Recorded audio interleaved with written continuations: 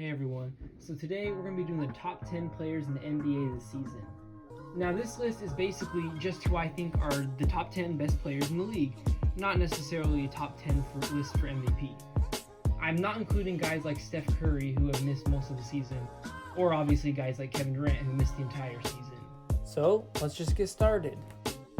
At number 10, I've got Russell Westbrook.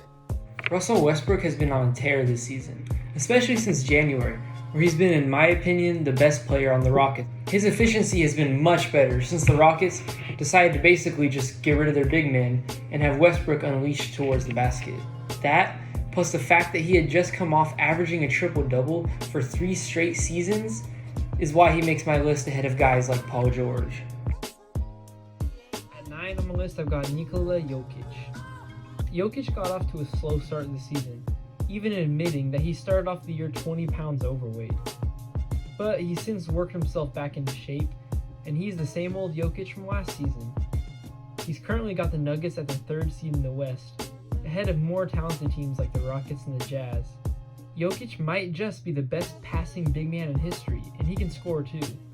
And despite his obvious lack of athleticism, he's an elite rebounder and isn't as bad as you might think on defense. Basically, I think having Jokic on your team pretty much guarantees you a top 10 offense in the NBA, and that's why I have him at number 9 on my list. At number 8 on my list, I have Damian Lillard. The Portland Trailblazers are currently 9 games under 500, but I don't blame Damian Lillard one bit. His team as a whole has been disappointing, but injuries have obviously been a huge factor, and Lillard has done his part. He's still one of the most clutch players in the NBA, capable of taking over a game at any time. To me, he's the best point guard in the league, not counting Steph Curry, who we already discussed isn't on this list. Joel Embiid barely played enough games to make the cut for me, but he's so good when healthy that I had to put him at number 7 on my list. He's dominant in the post, and he's just spent more time there in my opinion, but I get it's a tough fit with Ben Simmons on the court, who can't shoot a jump shot to save his life. A great rim protector, Embiid has every ability you would want from a center nowadays, except maybe availability. To me, Anthony Davis is the best big man in the league. He's basically got the skills of a guard, just in a 6'11" freak of nature's body. He's an elite shot blocker, has 3-point range, and can pass, although he's usually catching lobs from LeBron James. To me, Anthony Davis is the 6th best player in the league, but I think he would be even better if he was willing to play what I think is his natural position, center, instead of power forward.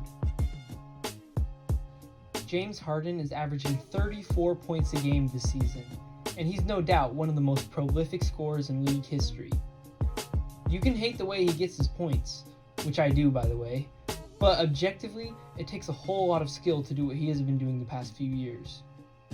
The reason why he's only at number 5 for me has a lot to do with his recent struggles in the playoffs, but I also just think that there are 4 guys in the NBA that are better than him this year. First off, let me explain why I have Luca Dante ahead of James Harden.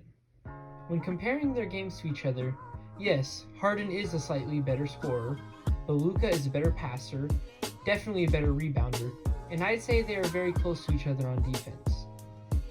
While Luca hasn't proven that he can play at this level in the playoffs, he also hasn't totally choked the last couple postseasons like James Harden has.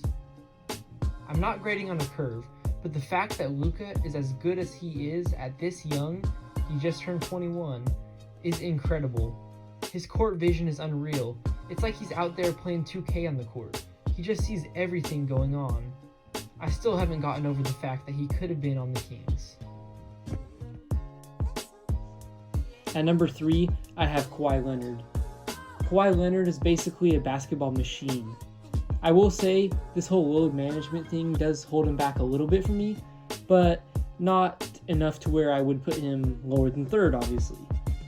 I think that him going to the Raptors and taking them to the championship in his first year there is extremely impressive. At number 2 on my list, I have the Greek freak Giannis Antetokounmpo. Don't get me wrong, I think he deserves the MVP this year. The fact that he's leading his team to a near 70-win pace with no certified second superstar is insane. And he's putting up these crazy numbers in barely over 30 minutes a game. And he isn't only good on one side of the ball. Giannis has a realistic chance at both the MVP and the Defensive Player of the Year.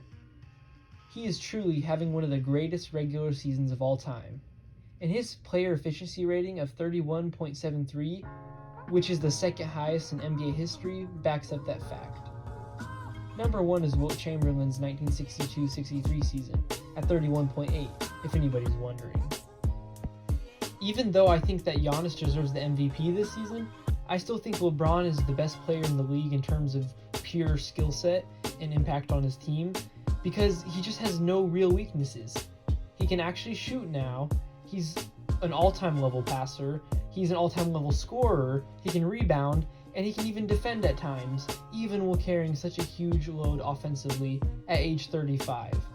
I think he might be the best performing player in the playoffs yet again, and he has a good chance at leading the Lakers to a championship this season.